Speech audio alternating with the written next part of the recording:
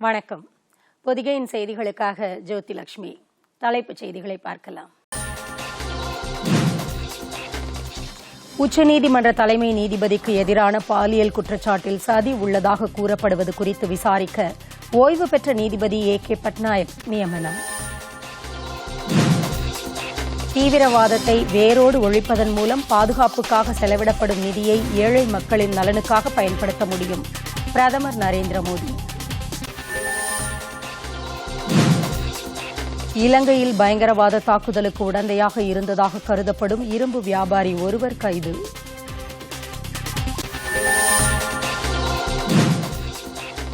சர்வதேச அரசியலில் வடகொரியா ரஷ்யா இடையே புதிய நல்லுறவுகள் ஏற்படுவதற்கான வாய்ப்பு. ரஷ்ய அதிபர் விளாடிமிர் புட்டின்.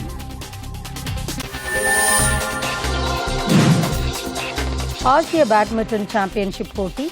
இந்தியாவின் சமீர் வர்மா, PV சிந்து, சாய்னா நேவால் காலிறுதிக்கு முன்னேற்றம்.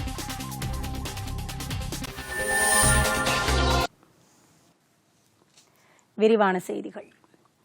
தீவிரவாதத்தை வேரோடு ஒழிப்பதன் மூலம் பாதுகாப்புக்காக செலவிடப்படும் நிதியை ஏழை மக்களின் நலனுக்காக பயன்படுத்த முடியும் என்று பிரதமர் நரேந்திர மோடி தெரிவித்துள்ளார். பீகார் மாநிலம் தர்பங்காவில் இன்று தேர்தல் பிரச்சாரம் மேற்கொண்ட அவர், கடந்த 3 கட்ட தேர்தல்களில் முடிவுகள் எதிர்க்கட்சிகளுக்கு தோல்வியாக அமையும் என்ற நிலையில் அவர்கள் விமான தாக்குதலுக்கான ஆதாரங்களை கேட்டும் மின்னணு வாக்குப்பதிவு இயந்திரங்கள் குறித்து தவறான தகவல்களை தெரிவித்து வருவதாகவும் கூறினார். பின்னர் உத்தரப்பிரதேச மாநிலம் பண்டல்கண்டில் இன்று பிரச்சாரம் மேற்கொண்ட அவர், மக்களவைத் தேர்தலின் முடிவு எவ்வாறு இருக்கும் என்று எதிர்க்கட்சிகள் அறிந்திருப்பதாக கூறினார். மக்களவைக்கு 3 கட்டங்களாக தேர்தல் இதுவரை நிறைவடைந்த நிலையில் எதிர்க்கட்சிகள் முற்றிலும் தோல்வியடைவார்கள் என்று பிரதமர் நரேந்திர மோடி தெரிவித்துள்ளார்.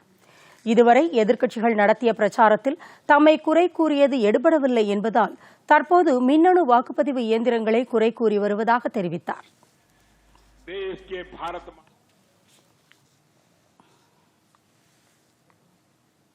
மக்களவைத் தேர்தலில் காங்கிரஸ் கட்சி சார்பில் போட்டியிடும் 5 வேட்பாளர்களின் பட்டியலை இன்று அக்கட்சி வெளியிட்டது. அதன்படி வாரணாசி தொகுதியில் அஜய் ராயும், கோரக்பூர் தொகுதியில் மதுசூதனன் திவாரியும் வேட்பாளர்களாக அறிவிக்கப்பட்டுள்ளனர். மேற்குவங்க மாநிலத்தில் இஸ்லாம்பூர் தொகுதியில் அல்ஹாஜ் முஷ்வர் ஹுசைனும், ஜபல்பூர் தொகுதியில் ரெஜினா மர்முவும், பட்பாரா தொகுதியில் காஜா அஹ்மது உசைனும் போட்டியிடுவார்கள் என்று காங்கிரஸ் தெரிவித்துள்ளது.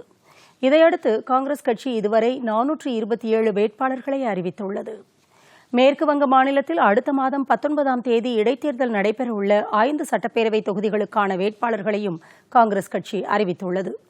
டார்ஜிலிங், இஸ்லாம்பூர், கண்டி, ஹபிபூர், பட்பாரா ஆகிய தொகுதிகளின் சட்டப்பேரவை உறுப்பினர்கள் மக்களவைத் தேர்தலில் போட்டியிடுவதற்காக ராஜினாமா செய்ததை அடுத்து இத்தொகுதிகளில் இடைத்தேர்தல் நடைபெறவுள்ளது.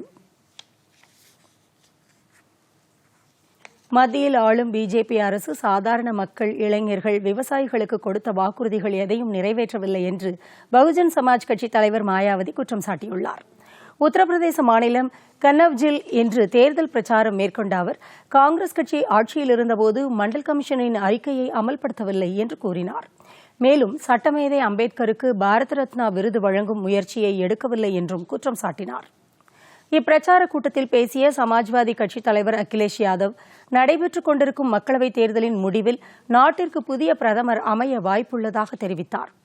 பகுஜன் சமாஜ் கட்சியும் சமாஜ்வாதி கட்சியும் இணைந்து இந்த 2வது பிரச்சார கூட்டத்தை நடத்தியுள்ளன.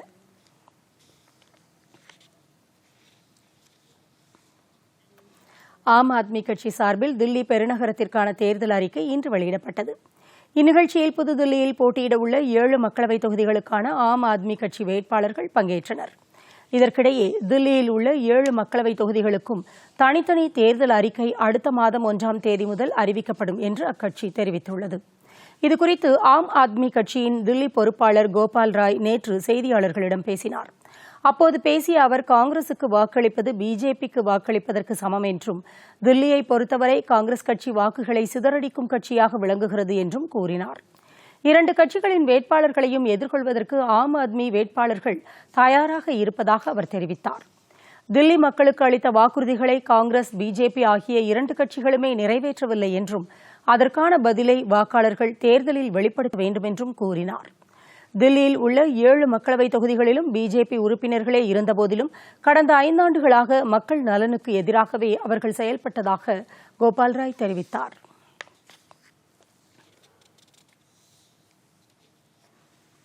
உச்சநீதிமன்ற தலைமை நீதிபதி ரஞ்சன் கோகோய்க்கு எதிராக பாலியல் குற்றச்சாட்டில் சதி உள்ளதாக கூறப்படுவது குறித்து விசாரிப்பதற்கென ஓய்வு பெற்ற உச்சநீதிமன்ற நீதிபதி கே பட்நாயக் நியமிக்கப்பட்டுள்ளார்.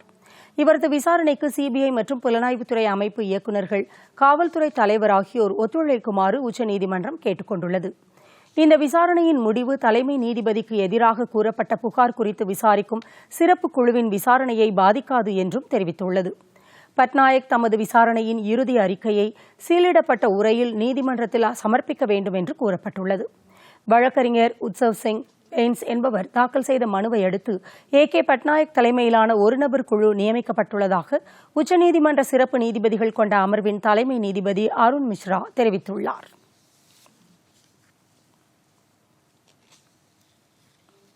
உச்சநீதிமன்ற தலைமை நீதிபதி ரஞ்சன் கோகோய் மீதான பாலியல் குற்றச்சாட்டு குறித்து விசாரிப்பதற்காக அமைக்கப்பட்ட 3 பேர் கொண்ட நீதிபதிகள் குழுவிலிருந்து நீதிபதி வி ரமணா விலகியுள்ளார். இந்நிலையில் குற்றச்சாட்டு கூறிய பெண் நீதிபதிகள் குழுவில் ரமணா இடம்பெறக்கூடாது என்று கடிதம் எழுதியதை அடுத்து அவர் இம்முடிவை எடுத்துள்ளார். இக்குழுவில் நீதிபதிகள் ஏ பாப்டே, இந்திரா பானர்ஜி ஆகியோர் இடம்பெற்றுள்ளனர். தேர்தலில் போட்டியிடும் வேட்பாளர்களின் குற்ற விவரங்களை விளம்பரப்படுத்தும் போது அதற்கான செலவினங்களை அந்த வேட்பாளரின் செலவின கணக்கில் சேர்க்க வேண்டும் என்று தேர்தல் ஆணையம் தெரிவித்துள்ளது. இதுகுறித்து வெளியிடப்பட்டுள்ள அறிவிப்பில் தொலைக்காட்சி மற்றும் செய்தித்தாள்களில் குறைந்தது 3 முறையாவது வேட்பாளர்களின் குற்றச்சாட்டுகள் குறித்து விளம்பரப்படுத்த வேண்டும் என்றும் கூறப்பட்டுள்ளது. இதற்கான உத்தரவு கடந்த ஆண்டு அக்டோபர் மாதம் வெளியிடப்பட்டிருந்தாலும் முதன்முறையாக தற்போது நடைபெற்று வரும் மக்களவைத் தேர்தலில் அமல்படுத்தப்படுகிறது. இதுகுறித்த அறிவிப்புகள் அந்தந்த வேட்பாளர்களுக்கு தெரிவிக்கப்பட்டுள்ளதாகவும் தேர்தல் ஆணையம் கூறியுள்ளது. இந்நிலையில் இந்த செலவினங்களை குறிப்பிட்ட வேட்பாளர் சார்ந்துள்ள கட்சிகளின் கணக்குகளில் சேர்க்க வேண்டும் என்றும் வேட்பாளரின் கணக்கில் சேர்க்க வேண்டாம் என்றும் சில கட்சிகள் கோரிக்கை விடுத்த நிலையில் தேர்தல் ஆணையம் இதனை தெளிவுபடுத்தியுள்ளது.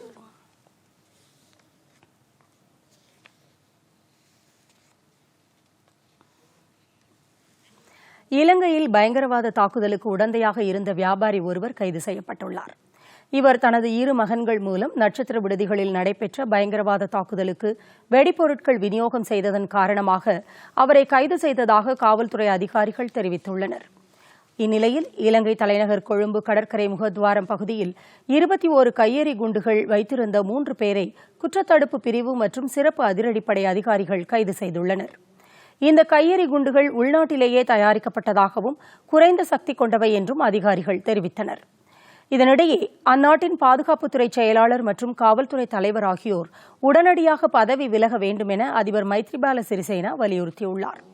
கடந்த ஞாயிற்றுக்கிழமை 3 தேவாலயங்கள், நட்சத்திர விடுதிகள் உட்பட 8 இடங்களில் பயங்கரவாதிகள் நடத்திய தற்கொலை தாக்குதல் மற்றும் குண்டுவெடிப்பில் 11 இந்தியர்கள் உட்பட மொத்தம் 360 பேர் உயிரிழந்தனர். 500க்கும் மேற்பட்டோர் காயமடைந்தனர். இந்த தாக்குதல் குறித்து இந்தியா மற்றும் அமெரிக்கா ஆகிய நாடுகள் முன்கூட்டியே தகவல் அளித்ததாகவும், எனினும் நாட்டின் பாதுகாப்பில் கவனக்குறைவாக செயல்பட்டதாக கூறி இவ்விருவரையும் பதவி விலக வலியுறுத்துவதாக அங்கிருந்து வரும் தகவல்கள் தெரிவிக்கின்றன. இதனிடையே அதிபர் சிறிசேனா நாட்டு மக்களிடையே நேற்று உரையாற்றினார்.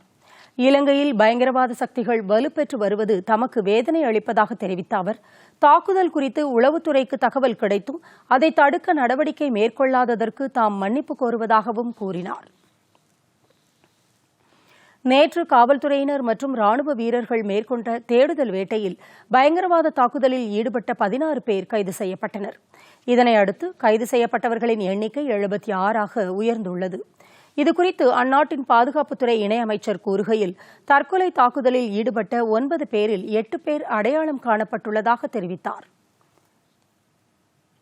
இலங்கையில் பதற்றமான சூழ்நிலை நிலவி வரும் நிலையில் தலைநகர் கொழும்பிலிருந்து 45 கிலோமீட்டர் தொலைவில் உள்ள புக்கோடா நீதிமன்ற வளாகத்தின் பின்புறத்தில் பயங்கர சத்தத்துடன் கூடிய வெடிகுண்டு இன்று வெடித்ததாக, இதில் இந்தியர் ஒருவர் உயிரிழந்ததாகவும் தகவல்கள் தெரிவிக்கின்றன. இலங்கையில் நிலைமை சீராகும் வரை தேவாலயங்களில் திருப்பலி நடைபெறாது என கத்தோலிக்க திருச்சபை தெரிவித்துள்ளது. இதுகுறித்து பாதிரியார் மால்கம் ரஞ்சித் கூறுகையில், நிலைமை கட்டுக்குள் வரும் வரை அனைத்து தேவாலயங்களிலும் திருப்பலி நடத்த வேண்டாம் என அறிவுறுத்தப்பட்டுள்ளதாக கூறினார். மேலும் இந்த கொடூர தாக்குதலில் இருந்து மீண்டு வர அரசியல் கட்சியினர் அனைவரும் ஒன்றிணைந்து செயல்பட வேண்டும் என்று அவர் கேட்டுக் கொண்டுள்ளார். இலங்கையில் ட்ரோன் விமானங்கள் பறக்க தடை விதிக்கப்பட்டுள்ளது. இலங்கை தொடர் குண்டுவெடிப்பில் பலியானவர்களுக்கு அஞ்சலி செலுத்தும் வகையில் திண்டுக்கல்லில் மெழுகுவர்த்தி ஏந்தி மௌன அஞ்சலி ஊர்வலம் இன்று நடைபெற்றது. இதில் பெண்கள், குழந்தைகள் உட்பட 1000க்கும் மேற்பட்டோர் கலந்து கொண்டனர். மேட்டுப்பட்டி தூய வியாகுல அன்னை தேவாலயத்தில் சிறப்பு திருப்பலி நடைபெற்றது. பின்னர் ஊர்வலம் மேட்டுப்பட்டியில் தொடங்கி மதுரை ரோடு, பேகம்பூர் வழியாக சென்று மீண்டும் திருத்தலத்தை வந்தடைந்தது.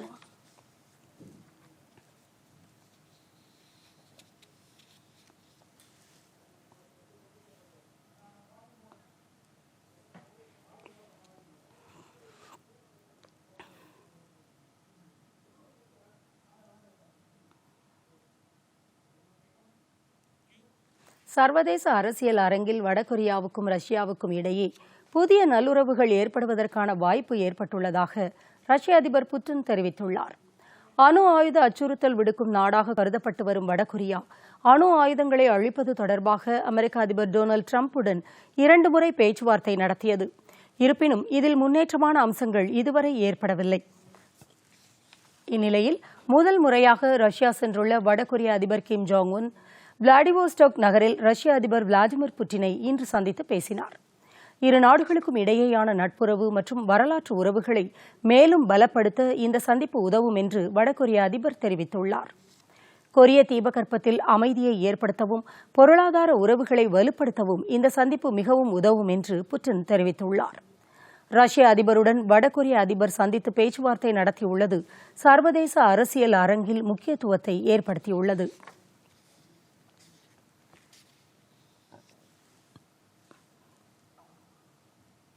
சீனாவில் கட்டிட கட்டுமான பணியின் போது ஏற்பட்ட விபத்தில் 11 பேர் உயிரிழந்தனர். சீனாவின் வடக்கு மாகாணமான ஹிபேயில் உள்ள ஹெங்குஷி நகரில் தொழிற்பேட்டை பகுதியில் நடைபெற்ற கட்டுமான பணிகளின் போது இன்று காலை பொருட்களை கீழிருந்து மேலே எடுத்துச் செல்லும் போது கம்பி வடம் அறுந்து விழுந்ததில் அங்கு பணிபுரிந்த 11 பேர் சம்பவ இடத்திலேயே உயிரிழந்தனர். 2 பேர் படுகாயமடைந்து சிகிச்சைக்காக மருத்துவமனைக்கு கொண்டு செல்லப்பட்டனர். கடந்த மாதம் யான்செங் நகரில் ரசாயன தொழிற்சாலையில் வெடி விபத்தில் 78 பணியாளர்கள் உயிரிழந்தது குறிப்பிடத்தக்கது.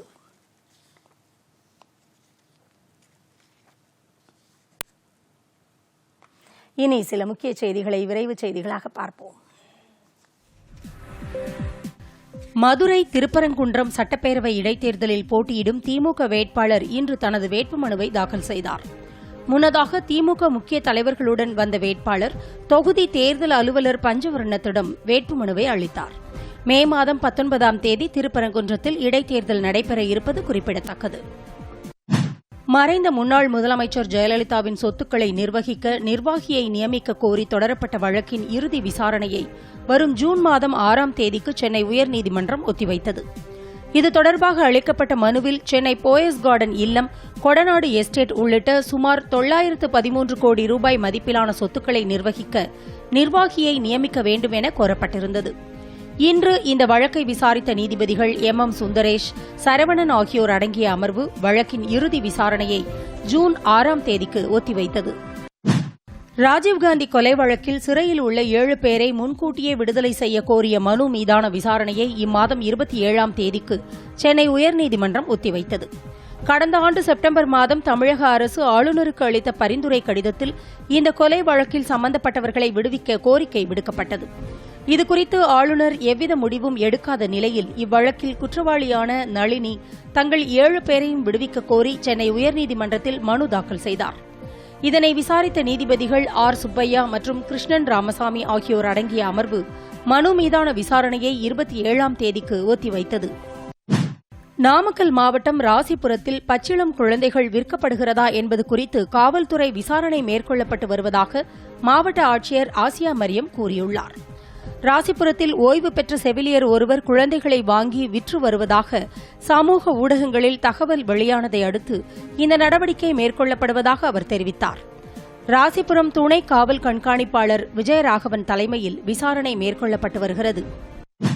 சென்னையில் கற்றலில் சிரமம் உள்ள குழந்தைகளுக்கு உதவி வழங்கல் என்ற தலைப்பில் தொடக்கநிலை பள்ளி ஆசிரியர்களுக்கு இ-சிக்ஷானாம் எனப்படும் இலவச ஆன்லைன் பயிற்சி நடைபெற்றது.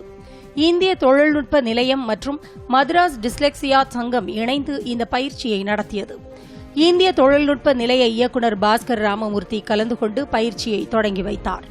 நாடு முழுவதும் உள்ள தொடக்கநிலை பள்ளி ஆசிரியர்களுக்கு இந்த பயிற்சி வழங்கப்படும் என தெரிவிக்கப்பட்டுள்ளது. உலக அளவில் நடைபெறவுள்ள கபடி போட்டியில் கலந்து கொள்ளவிருக்கும் புதுச்சேரி அணி வீரர்களுக்கான சிறப்பு பயிற்சி இன்று தொடங்கியது. மே மற்றும் ஜூன் மாதங்களில் புனே, மைசூர், பெங்களூர் ஆகிய நகரங்களில் இந்த போட்டி நடைபெறவுள்ளது. இதில் புதுச்சேரி உட்பட 8 அணிகள் கலந்து கொள்ள உள்ளன. புதுச்சேரி அணியில் தேர்வாகியுள்ள வீரர்களுக்கு உப்பளம் ராஜீவ்காந்தி உள் விளையாட்டு அரங்கில் பயிற்சி அளிக்கப்படுகிறது. இந்த பயிற்சி அடுத்த மாதம் 10ஆம் தேதி நடைபெறும் என தெரிவிக்கப்பட்டுள்ளது. சென்னை விமான நிலையத்தில் 46,45,000 ரூபாய் ரொக்கம் மற்றும் 5,92,000 ரூபாய் மதிப்பிலான தங்கம் பறிமுதல் செய்யப்பட்டது. இன்று விமான நிலையத்தில் உள்ள சுங்கத்துறை அதிகாரிகளுக்கு தங்கம் கடத்தி வருவதாக தகவல் கிடைத்தது. இதன் அடிப்படையில் அதிகாரிகள் மேற்கொண்ட சோதனையில் மலேசியாவைச் சேர்ந்த பெண் ஒருவரிடமிருந்து சுமார் 46 லட்சம் ரூபாய் பறிமுதல் செய்யப்பட்டது. மேலும் ராமநாதபுரத்தைச் சேர்ந்த ஒருவரிடமிருந்து 3 லட்சம் ரூபாய் மதிப்பிலான தங்கமும், சென்னையைச் சேர்ந்த ஒருவரிடமிருந்து 2 லட்சம் ரூபாய் மதிப்பிலான தங்கமும் பறிமுதல் செய்யப்பட்டதாக சுங்கத்துறை அதிகாரிகள் தெரிவித்தனர். ராமநாதபுரத்தில் மண்டபம் பாக் ஜலசந்தி கடற்பகுதியில் உலக புவி தினத்தை கொண்டாடும் வகையில் ஸ்கூபா டைவிங் மூலம் கடலுக்கு அடியில் படிந்து கிடக்கும் பாலித்தீன் கழிவுகளை அகற்றும் பணி இன்று நடைபெற்றது. இந்த பணியில் கடல் ஆராய்ச்சியாளர்கள் 10 பேர் கலந்து கொண்டனர். சுமார் 1 மணி நேரம் நடைபெற்ற இந்த பணியின் போது பவளப்பாறைகள் மீது படிந்திருந்த மற்றும் கடற்பரப்பில் மிதந்து கொண்டிருந்த சுமார் 25 கிலோ பிளாஸ்டிக் கழிவுகள் சேகரிக்கப்பட்டு அப்புறப்படுத்தப்பட்டன. திருவள்ளூரில் 1000 ஆண்டுகள் பழமை வாய்ந்த அருள்மிகு ஹரிகிருஷ்ண பெருமாள் கோவில் சித்திரை பிரம்மோற்சவ தேரோட்டம் இன்று நடைபெற்றது. திருத்தேரில் ஸ்ரீ ஹரிகிருஷ்ண பெருமாள் எழுந்தருள மக்கள் தேரை வடம் பிடித்து இழுத்தனர். இதில் பொன்னேரி சட்டப்பேரவை உறுப்பினர் பலராமன் உட்பட ஏராளமானோர் கலந்து கொண்டனர். முன்னதாக சவுந்தரவல்லி தாயாருக்கும் ஸ்ரீ ஹரிகிருஷ்ண பெருமாளுக்கும் சிறப்பு அபிஷேகம் மற்றும் தீபாராதனை நடைபெற்றது. காஞ்சிபுரம் மாவட்டம் ஸ்ரீபெரும்புதூரில் உள்ள ஆதிகேசவ பெருமாள் கோவிலில் தேர் திருவிழா இன்று வெகு விமரிசையாக நடைபெற்றது. கடந்த 19ஆம் தேதி கொடியேற்றத்துடன் தொடங்கிய இந்த உற்சவ விழாவில் தினமும் பல்வேறு வாகனத்தில் ஆதிகேசவ பெருமாள் எழுந்தருளி பக்தர்களுக்கு அருள் பாலித்தார். இந்த தேர் திருவிழாவின் முக்கிய நிகழ்வான இன்று அலங்கரிக்கப்பட்ட தேரில் ஆதிகேசவ பெருமாள் எழுந்தருளி முக்கிய வீதிகள் வழியாக வலம் வந்து பக்தர்களுக்கு அருள் பாலித்தார். இதில் ஏராளமான பக்தர்கள் கலந்து கொண்டு தேரை வடம் பிடித்து இழுத்தனர். இனி வணிகச் செய்திகள்.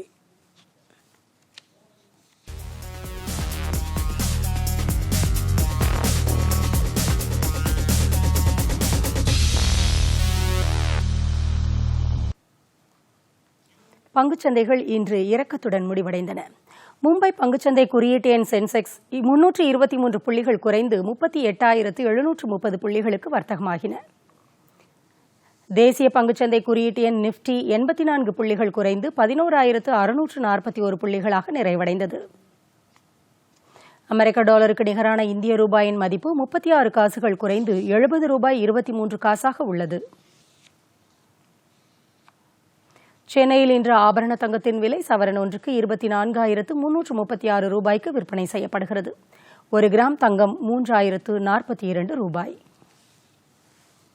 வெள்ளியின் விலை 1 கிலோ 40,600 ரூபாயாகவும் 1 கிராம் 40 ரூபாய் 60 காசுகளுக்கும் விற்பனையாகிறது. சென்னையில் 1 லிட்டர் பெட்ரோல் விலை 75 ரூபாய் 79 காசாகவும், டீசல் விலை 70 ரூபாய் 26 காசுகளாகவும் உள்ளது. இனி விளையாட்டுச் செய்திகள்.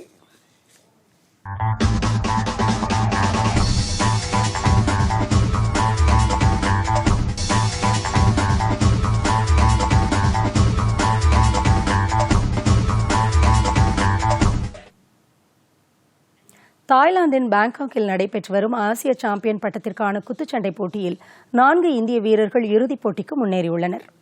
ஆடவர் பிரிவில் 56 கிலோ எடைப்பிரிவில் கவிந்தர் சிங் பெஸ்ட், 49 கிலோ எடைப்பிரிவில் தீபக் சிங், 75 கிலோ எடைப்பிரிவில் ஆசிஷ் குமார் ஆகியோர் இறுதிச் சுற்றில் மோதவுள்ளனர். மகளிர் பிரிவில் பூஜா ராணி 75 கிலோ எடைப்பிரிவில் இறுதிப் போட்டிக்கு முன்னேறியுள்ளார்.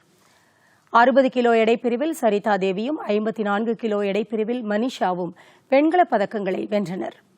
இதில் கஜகஸ்தான் வீரர் டெர்மிதாஸ் காயம் காரணமாக போட்டியிலிருந்து விலகியதை அடுத்து தீபக் சிங் இறுதிப் போட்டிக்கு தகுதி பெற்றார்.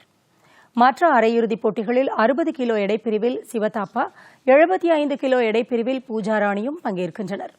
இதேபோல் 52 கிலோ எடைப்பிரிவில் அமித் பங்கல், 91 கிலோ எடைப்பிரிவில் சதீஷ்குமார், 57 கிலோ எடைப்பிரிவில் சோனியா சஹல், 51 கிலோ எடைப்பிரிவில் நிகத் சரீன் ஆகியோரும் பங்கேற்க உள்ளனர். ஆசிய பேட்மிண்டன் சாம்பியன்ஷிப் போட்டியில் இந்தியாவின் சமீர் வர்மா, PV சிந்து ஆகியோர் காலிறுதிக்கு முன்னேறியுள்ளனர். சீனாவின் உகான் நகரில் நடைபெற்று வரும் இப்போட்டியில் இன்று நடைபெற்ற ஆடவர் காலிறுதிக்கு முந்தைய சுற்று ஆட்டத்தில் சமீர் வர்மா 21-12, 21-19 என்ற செட் கணக்கில் ஹாங்காங்கின் அன்கஸ் காலாங்கை வென்றார். மகளிர் காலிறுதிக்கு முந்தைய சுற்று ஆட்டத்தில் PV சிந்து 21-15, 21-19 என்ற செட் கணக்கில் இந்தோனேஷியாவின் கருனிஷாவை வென்றார். மற்றொரு ஆட்டத்தில் சாய்னா நேவால் 21-13, 21-13 என்ற செட் கணக்கில் தென்கொரியாவின் கிம் கோயோனை வென்றார்.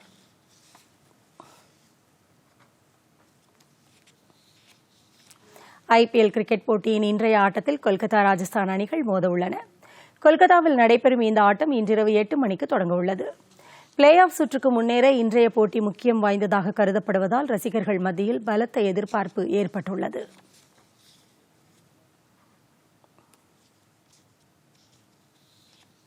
இனி வானிலை.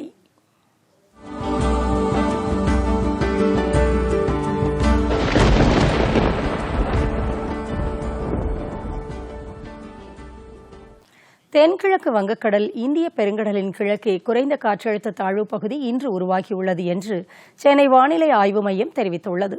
இதுகுறித்து சென்னையில் இன்று செய்தியாளர்களிடம் பேசிய வானிலை ஆய்வு மைய துணை தலைமை இயக்குநர் பாலச்சந்திரன், வரும் 28, 29ஆம் தேதிகளில் தமிழகத்தின் கடலோர பகுதிகளில் மழை பெய்யக்கூடும் என்று தெரிவித்தார்.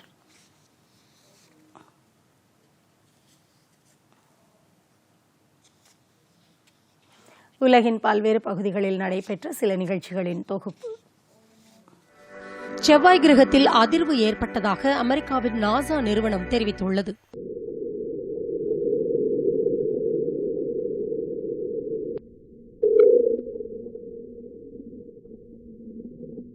கடந்த 2 ஆண்டுகளுக்கு முன் செவ்வாய் கிரகம் குறித்த தகவல்களை அறிந்து கொள்வதற்காக நாசா ரோபோ வடிவிலான விண்கலத்தை அனுப்பியது.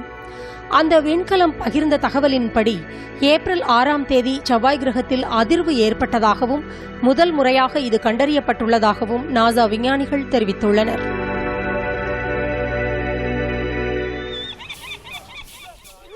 பிரேசிலில் எஸ்பிளனேட் எனப்படும் பழங்குடியின மக்கள் தங்கள் நிலம் மற்றும் கலாச்சார உரிமைகளை பாதுகாப்பதற்காக போராட்டத்தில் ஈடுபட்டுள்ளனர்.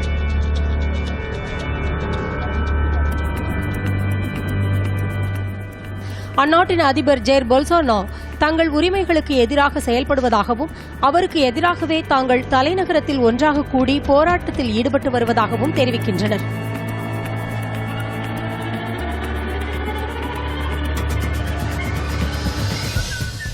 நடனம் மற்றும் பாடல் பாடுவதன் மூலம் தங்கள் உரிமைகளை மீட்டெடுக்க முயற்சித்து வருகின்றனர்.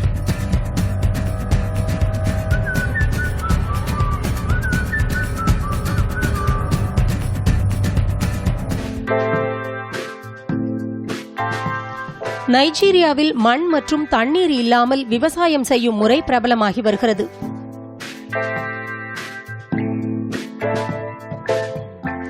ஏரோபோனிக் முறையை கடைபிடித்தால் இதற்கு மண் மற்றும் தண்ணீர் அவசியம் இல்லை என்றும் இதற்கு $1,83,000 செலவாகும் என்றும் தெரிவிக்கப்பட்டுள்ளது. மக்கள் தொகை அதிகம் கொண்ட ஆப்பிரிக்க நாடுகளுக்கு இந்த விவசாய முறை பேருதவியாக இருக்கும்.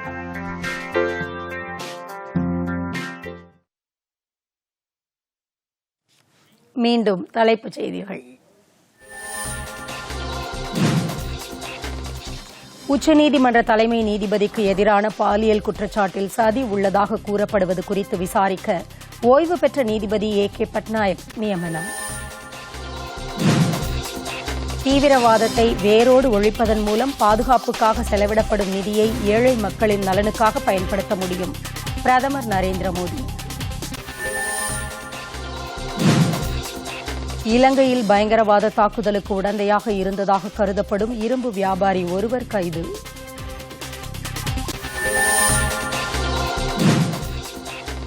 சர்வதேச அரசியலில் வடகொரியா, ரஷ்யா இடையே புதிய நல்லுறவுகள் ஏற்படுவதற்கான வாய்ப்பு, ரஷ்ய அதிபர் விளாடிமிர் புட்டின்.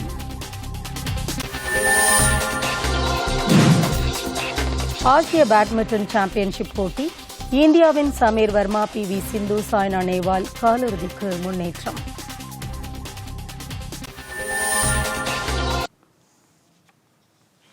பொதிகையின் செய்திகளை யூடியூபில் தமிழ் நியூஸ் தூர்தர்ஷன் என்ற சேனலிலும், ட்விட்டரில் Tamil news Doordarshan @DD news Chennai என்ற பக்கத்திலும் காணலாம்.